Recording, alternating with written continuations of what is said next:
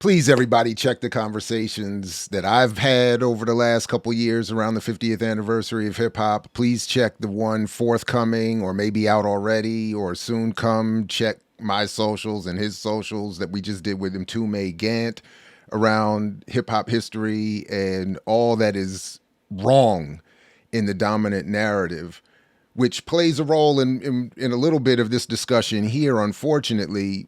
Albeit, all I'm going to focus on is where there's agreement because it doesn't happen often enough. And for me, it's an honor when one of my favorite MCs of all times inadvertently ends up agreeing with something that I've said and been saying for a long time regarding the current state of hip hop and without directly saying it, although that's what he's talking about, the black community and a need for insurance, healthcare, and ultimately a union for artists in the rap music hip hop industry. Now, the link to the whole interview I'll put in the show description. You can check it out. And again, please see the other conversations I've had and will be having regarding the differences in some of this narrative, because I think, unfortunately, Ghost and Raekwon and everybody involved get into some of the pitfalls of dominant narratives around hip hop history. But in this instance, just want to play a little bit of this conversation and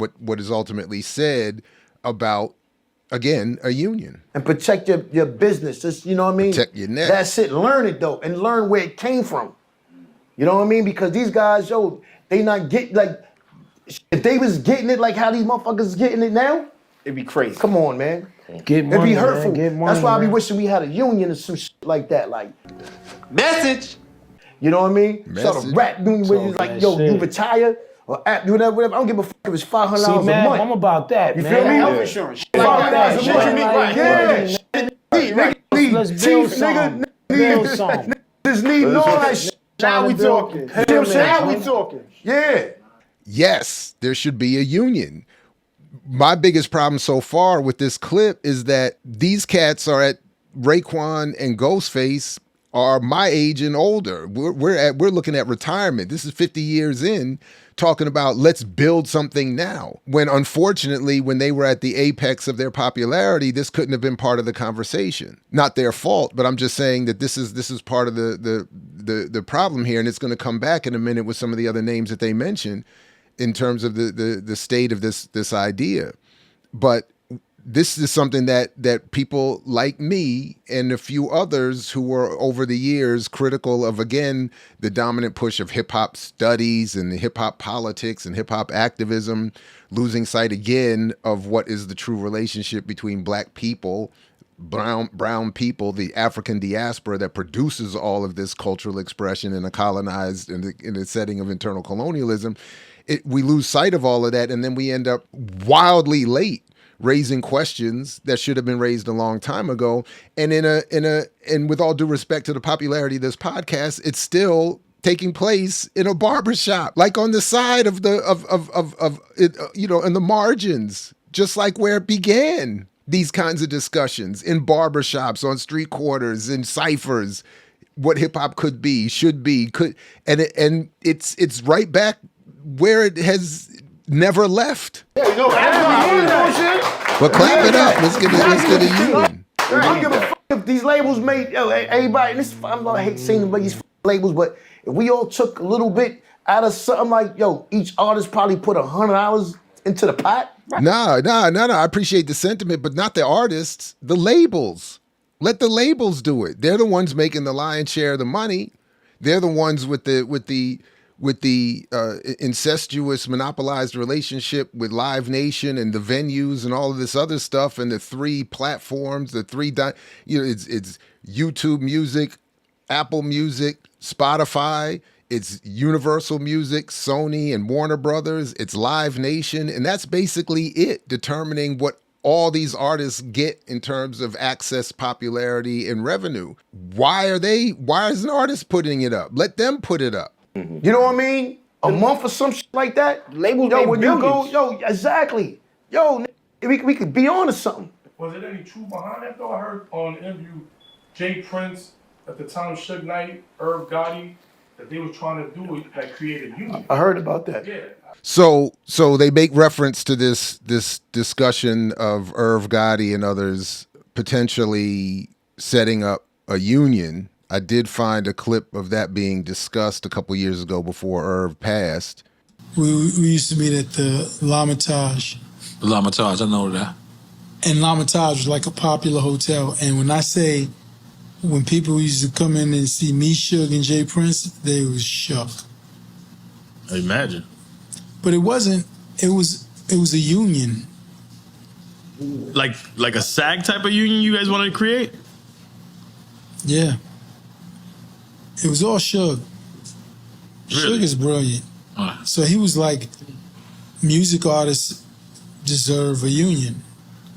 He said, put up some money for them with an annuity, get their medical and dental.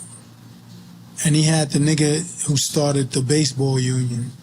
Yeah. He was going to put it all together. So it wasn't distribution. That's what we've heard a lot about. See, I would have took that idea that y'all had, but I would have taken it from Chuck D. I just wasn't giving Suge my money. Like, I'm not, like, you know what I mean? Like, the union. Well, I mean, it wouldn't be like it would be you guys. You guys would just prop it up, and it would be its own entity. Because we need that now. Chuck D is probably doing something similar to that. I don't know if you know. They're trying to do music needs a union. But this right here is the website to the Hip Hop Association, the Temple of Hip Hop, that was formed by Chuck D and KRS and Curtis Blow that they were just describing there. And between the politics of those involved, Chuck D and his Anthony Blinken State Department turn, KRS and his long turn rightward to Eric Adams and so on and so forth, there's not much, I don't think there's as much hope in such a union coming out of this. And it seems like, shout out to Chubb Rock, though. Always much respect to Chubb Rock. Glad to see that he's, so, and I don't pretend to know much about these other board members, but when it comes to, the events and stuff, it's the Thanksgiving hip hop show, some other celebration. There seems to be nothing pushing for or carrying on this argument around a union or anything more meaningful about redistribution of all the wealth that's being created by this industry.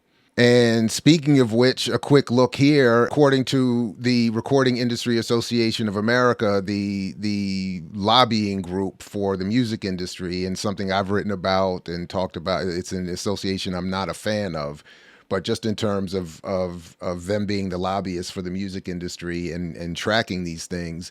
Just a quick look here. It says, as of the mid-year 2025, revenue across all formats of music hit a high of $5.6 billion, with paid subscriptions driving mid-year growth up 5.7% to $3.2 billion and climbing 6.4% to 105 million accounts. Roughly 84% of the revenue comes from streaming.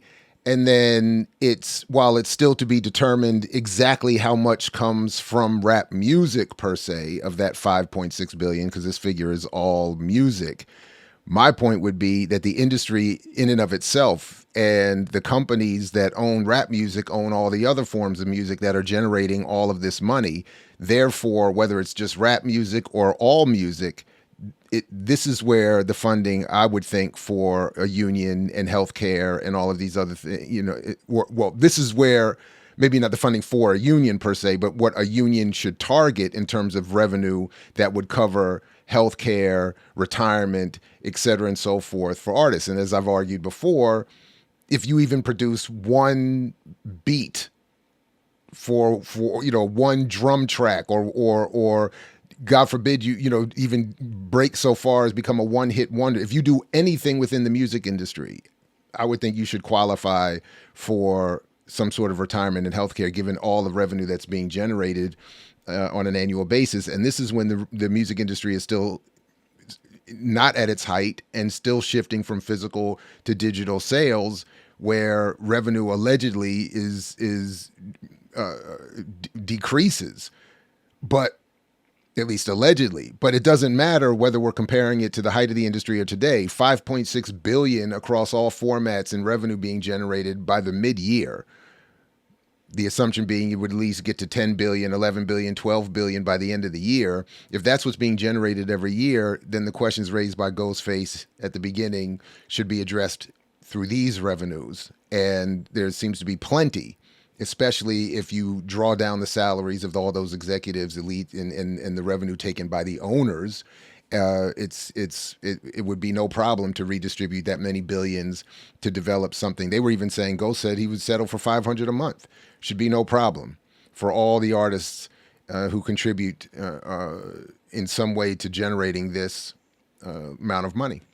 So it's great. Another good day. When Iron Man, Tony Stark's, the Wallaby champ agrees with me, it's going to be a good day. I mix what I like, what I like, what I like, what I like, what I like.